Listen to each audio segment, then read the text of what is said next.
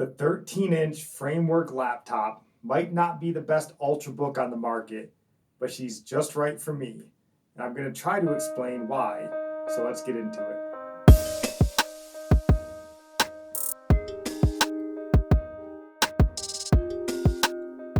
Yo, what up YouTube? Thank you so much for taking time out of your busy day to check out this video.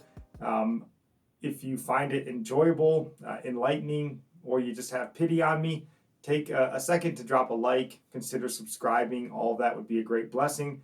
But let me just get out up front what this isn't going to be. This isn't going to be necessarily some spec heavy, benchmark heavy review of the Framework 13, and it's also not going to be a build guide of the Framework 13. This is going to be more of me trying to explain why I chose this laptop over some better laptops. Now, I will just give you the quick unboxing experience because it is neat to see when you've opened a lot of other laptops. You know, MacBook does an excellent job, Dell, all of these companies do a great job, but this is kind of cool. So that's a pretty neat look, you know, to see the parts just here before you, and you just pull them out and you got, you know, the bezel, you got the input cover kit, and then you got the laptop.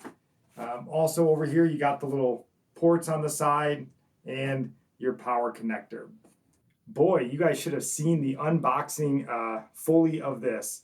Let me just tell you, the packaging of the Framework puts even Apple to shame. It is, goodness gracious, it was an ordeal. But I just want to give you kind of the rest of the unboxing because with a Framework, it's a very unique experience.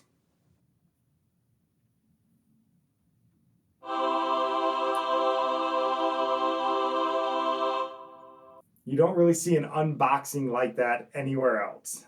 Pretty unique experience, pretty cool to see the first time. So for the rest of this video, really, I'm gonna jump into the computer here, but I'll just walk through the specs of what my Framework 13 is, and then we'll jump into the computer to see why Framework. So I got kind of the base model Framework. This is the i5 1340p. It does come with the i7 model, but this is a Word document, YouTube watching, class watching, typing up some documents type of laptop. You don't need an i7, and you don't need the heat. You don't need all the cores.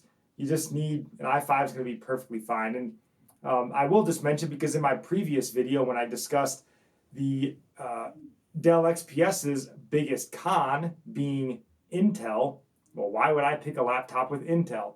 Well, because the Ryzen 7000 is backed up on pre-order.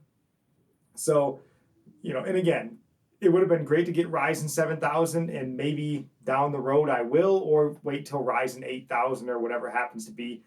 But, for an ultra portable like this, for, somebody who has a very powerful desktop computer, who has, a laptop already that has dedicated graphics and stuff, I don't need much more than that. I just need something that runs quick and snappy, and an i5 is going to do just that. I got it without RAM, without an SSD, and I just went to Bestbuy and picked up my own RAM, 16 gigabytes, and a 2 terabyte Gen 4 SSD.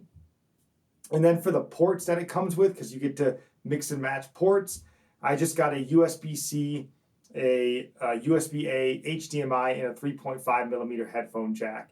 So that was my Framework 13 purchase. So let's jump into the computer, and I'll continue kind of walking through why I went with Framework over 3 better options. And I hope, my explanation at least makes sense, whether you agree with it or not. So let's get into the computer. All right, so here we are now in the computer taking a look at my order. So as I mentioned here with my Framework 13, this is the i5 1340p, 55 watt-hour battery, so I didn't get the upgraded battery. And then I did get the 60 watt power adapter, this USB-C, USB-A, HDMI, and the audio port.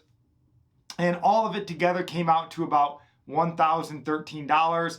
Then when you can consider the RAM and the SSD that I got, that came in at about $130. So roughly $1,150 basically for this really nice do-it-yourself ultra portable laptop. So why the Framework 13 though? And it's Framework's vision, right? I think like everybody that bought the Framework laptop or is buying them is buying into the future and the vision of what Framework is. And it's not even about the 13-inch laptop. If you're watching on the screen right now, it's really about the 16-inch laptop. This is the one that gets everyone excited, and this is really the hope in the future of what people are, excited about with Framework. So excited, in fact, I was, that I also pre-ordered a Framework 16. So you can see right here, this is my pre-order for the Framework 16. So I have the 13, that just arrived, but I also went in and pre-ordered my own 16, Framework 16. And as you can see right here, this one I got came with the Ryzen 7 7840HS, the RX 7700S GPU, 32 gigs of DDR5 RAM I did purchase with that system, and no hard drive. I'll get my own hard drive, but then you can see there 2x USB-Cs, audio, USB-A, micro SD, and HDMI. I also bought the extra spacers. I also bought the little keypad that's over there. And I also bought the expansion bay shell.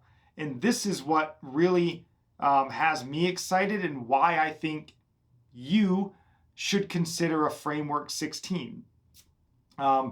Because it's essentially two laptops in one. The Ryzen 7000 series of CPUs are very energy efficient.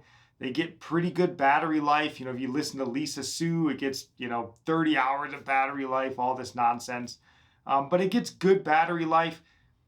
And with just the expansion shell, then you're literally just taking the Ryzen 7 CPU out with the integrated GPU, which is strong enough to do most things. So if you're a student, business professional, all the same stuff we always say, you can, in a sense, have a business laptop that, we'll have to see how the fans run and all these different things. There's a lot of question marks with Framework, but you don't need the GPU, right? You can leave the GPU at home, take the expansion bay shell, just a CPU with the iGPU to work, to school, whatever you have to do, the coffee shop. And then when you're done, you come home at night, if you have free time, you can swap out the GPU. And what a great product to be able to do something like that. And so that's ultimately why I went with the Framework 13 to start and pre-ordered my own Framework 16. I'm not sponsored by Framework. This is all my own money paying for this stuff. But it's buying into the vision. And the thing with a company like Framework, it only works if people actually buy the products, right? You can have the best vision, best business in the world. If nobody purchases the product, then the company goes bankrupt and it's just a dream unfulfilled. So I realize there's going to be hiccups. I realize that I bought a 13-inch laptop that's not as good as the laptops I just reviewed and sent back. But it was for a purpose.